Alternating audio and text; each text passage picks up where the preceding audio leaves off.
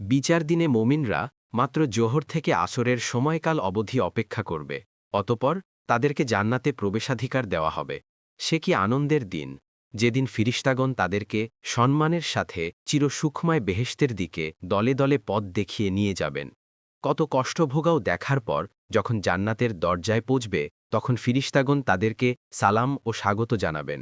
মহান আল্লাহ বলেন, ওয়াসিকুল্লাযীনা ইত্তাকাউ রাব্বাহুম ইলাল জান্নাতি যুমারা হাত্তা ইযা জাউহা ওয়া ফুতিহাত আবওয়াবুহা ওয়া ক্বালা লাহুম খাযানাতুহা সালামুন আলাইকুম তিবতুম ফাদখুলুহা খালিদিন। অর্থাৎ যারা তাদের প্রতিপালককে ভয় করত, তাদেরকে দলে দলে জান্নাতের দিকে নিয়ে যাওয়া হবে। যখন তারা জান্নাতের নিকট উপস্থিত হবে এবং জান্নাতের দরজা খুলে দেওয়া হবে এবং তার রক্ষীরা তাদেরকে বলবে, তোমাদের প্রতি সালাম, শান্তি, তোমরা সুখী হও এবং স্থায়ীভাবে বাস করার জন্য জান্নাতে প্রবেশ করো। জুমার ও ৭-৩। এই জান্নাত হল সেই মুমিনদের পুরস্কার যাদের বিশ্বাস, কথা ও কর্ম শুদ্ধ ছিল, যাদের অন্তর ছিল নির্মল, কথা ছিল উত্তম এবং কর্ম ছিল সৎ। তবে জান্নাতে পৌঁছনোর আগে কিছু কষ্ট স্বীকার অবশ্যই করতে হবে। জান্নাতে যাবার আগে জাহান্নামের উপর স্থাপিত পুল আছে, সেই পুল পার হয়ে যেতে হবে জান্নাতে। পুল পার হওয়ার আগে মুমিনদের আপোষের দেনা পাওনার প্রতিশোধ দেওয়া নেওয়ার ব্যবস্থা করা হবে। জান্নাত প্রবেশের জন্য আমাদের শেষ নবী আল্লাহর দরবারে সুপারিশ করবেন। রাসূলুল্লাহ সাল্লাল্লাহু আলাইহি ওয়াসাল্লাম বলেছেন, বরকতময় মহান আল্লাহ কিয়ামতের দিন সকল মানুষকে একত্রিত করবেন।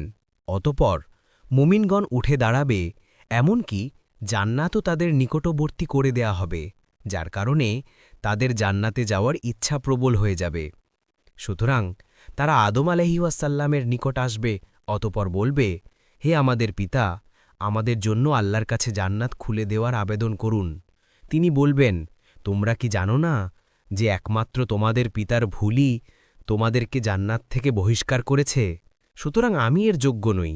তোমরা আবার ছেলে ইব্রাহিম আলাইহিওয়াসাল্লামের নিকট যাও।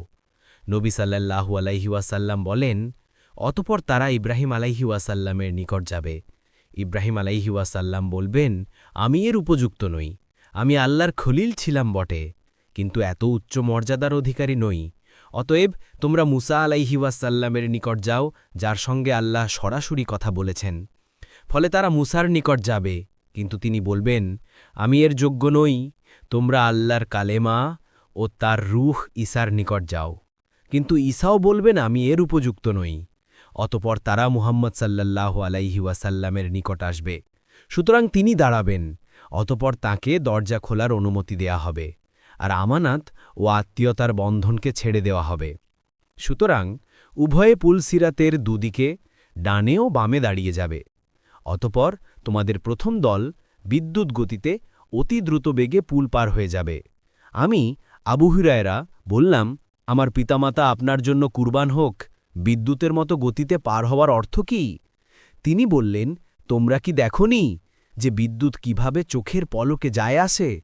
অতপর দ্বিতীয় দল বাতাসের মতো গতিতে পার হবে।